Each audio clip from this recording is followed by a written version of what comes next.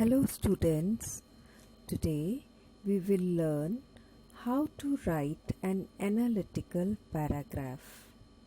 Till now we have covered bar graph, line graph, pie chart and tabular representation. Before we proceed, let us recapitulate these topics. Bar graph. Bar graphs are most commonly used for data interpretation as they can be easily analyzed. Vertical or horizontal bars are given to interpret the data to deduce the required information. Line graph. A line chart is nothing but an upgraded version of the bar chart. It is formed by connecting the uppermost point of the bars so that we have a line. A line graph is normally used to visualize the data trend over the periods of time or to represent a time series drawn chronologically. Tabular representation. A table is a set of data arranged in rows and columns and is one of the most common ways of putting information across people. A table consists of several boxes of information inside. The first column and the first row are generally used to denote the titles. Pie chart. Pie charts are different types of data interpretation. This data is presented in the form of a circle. These are segments and sectors into which the pie chart is being divided, and each of the segments and sectors form a certain proportion of the total. In this video, we are going to deal with three topics that are process diagram, diagram reading and map reading. First of all, we'll do process diagram. In process diagram, a diagram is given with a series of pictures which shows the stages of how something is made or how something works. An analytical paragraph has to be written with the help of the steps shown in the picture. There are a few instructions to be followed. Make sure you understand exactly what the visual shows. You get this key information from two sources. The first is the sentence of the task itself and the title of the visual. Start with an introductory sentence which summarizes what the visual shows. A process will have a number of stages that are in time order. So you should start at the beginning and describe each stage through to the last one. Processes are not always this clear, and you may have to look more carefully to spot the beginning, and there may also be two things happening at the same time. Question is, the diagram illustrates the process that is used to manufacture bricks for the building industry. Summarize the information by selecting and reporting the main features and make comparisons where relevant. Now the value points which should be followed. First, introduce the diagram. The diagram explains the way in which bricks are made for the building industry. Second, highlight the main points.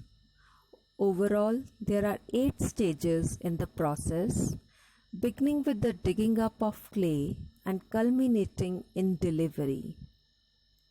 Third, Use time connectors like to begin with, following this, next, then, after that, before, subsequently, then finally. Make use of passive voice such as the clay in the ground is dug up by the digger. The diagram illustrates the process that is used to manufacture bricks for the building industry. To begin, the clay used to make the bricks is dug up from the ground by a large digger. This clay is then placed onto a metal grid, which is used to break up the clay into smaller pieces. A roller assists in this process. Following this, sand and water are added to the clay, and this mixture is turned into two different types of bricks by either placing it into a mold or using a wire cutter. Next, these bricks are placed in an oven to dry for 24 to 48 hours. In the subsequent stage, the bricks go through a heating and cooling process. They are heated in a kiln at a moderate and then a high temperature ranging from 200 Celsius to 1300 Celsius, followed by a cooling process in a chamber for 2 to 3 days. Finally, the bricks are packed and delivered to their destination. Now next comes diagram reading. A diagram is a symbolic representation of information using visualization techniques. In diagram reading, a paragraph is to be written describing the visuals. Now there are few instructions which you have to follow. Make sure you understand exactly what both the diagrams show. Compare both the pictures and note down the differences.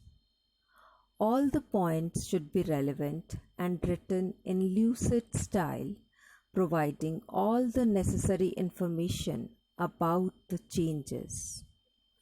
Identify the key features of the proposed plan.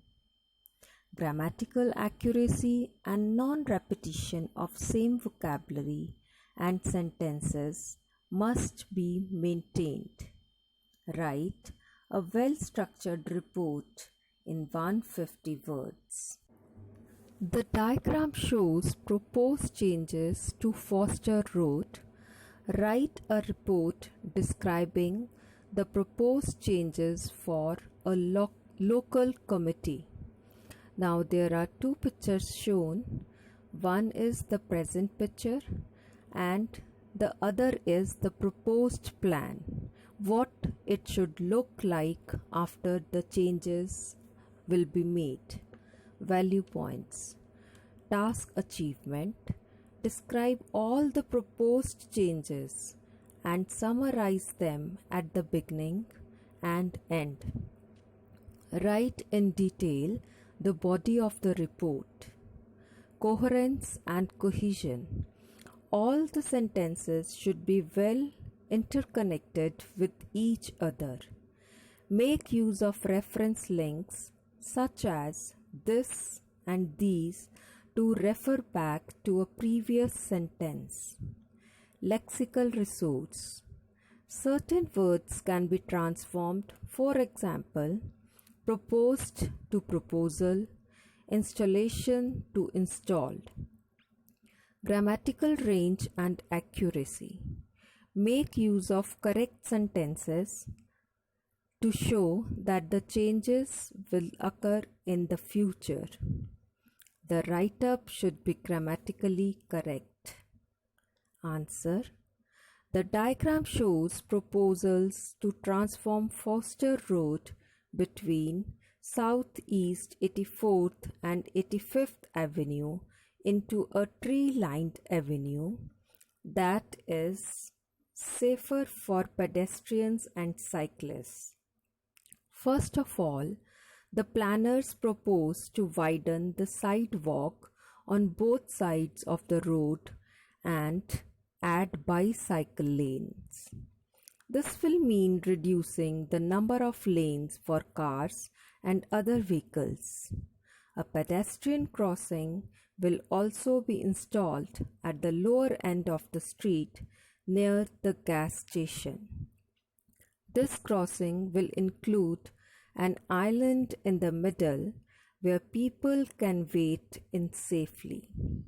In addition to the safety measures, above planners also want to plant trees along both sides of the road.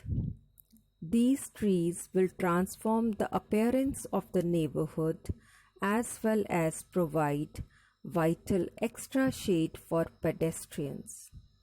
To summarize, under these proposals, the needs of local residents will be better served by making Foster Road a safer and more pleasant environment. Next is map reading. Value points. Read both the maps carefully. Describe the major changes over time.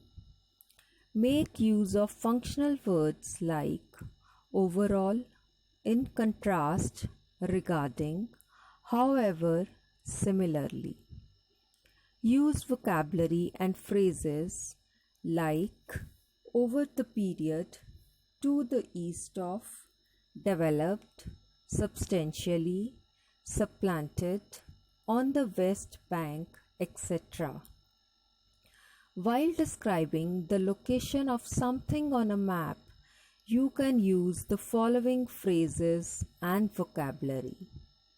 For example, if the phrase is to the north or north of, the sentence can be the marsh is north of the hotel, or the marsh is to be north of the hotel. To the south of or south of, the hotel is to the south of the marsh, or the hotel is south of the marsh. To the east of or east of, the forest to the east of the river was completely cut down, or the forest east of the river was completely cut down. Now, read a few phrases and example sentences given on your own.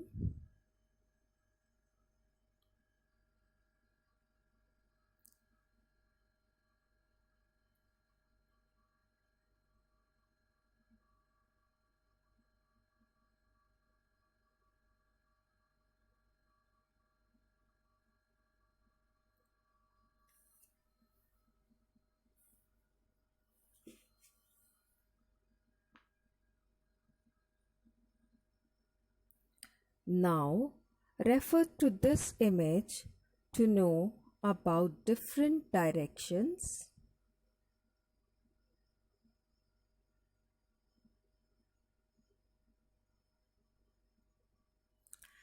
The question is, the maps below show the coastal village of Seaville in 1980 and 2010. Summarize the information by selecting and reporting the main features and make comparisons where relevant. Write it at least in 150 words.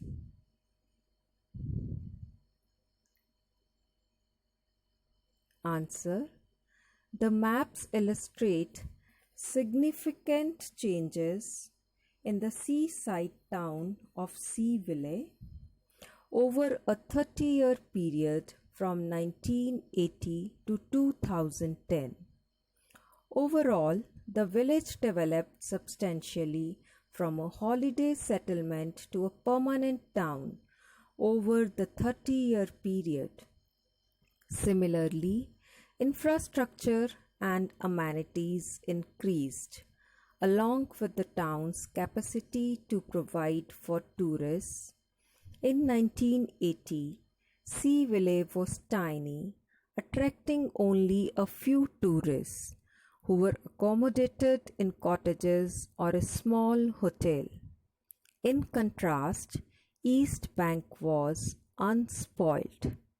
To the east of the cottage was a marsh, and there was woodland to the north.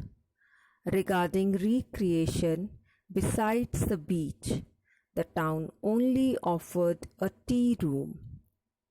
However, the village had grown dramatically by 2010. Retirement villages had been built to the west of the main road. The marsh had been drained and the cottages demolished in order to construct houses. To cater for tourists, both a new high-rise hotel and holiday cottages on East Bank had been constructed. The woodlands had been cleared and supplanted by a golf course.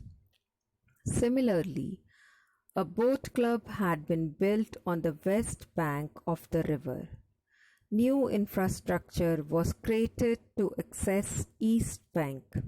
On the other hand, the town had preserved the original hotel. Now, do practice few more exercises to have a better understanding. Thank you.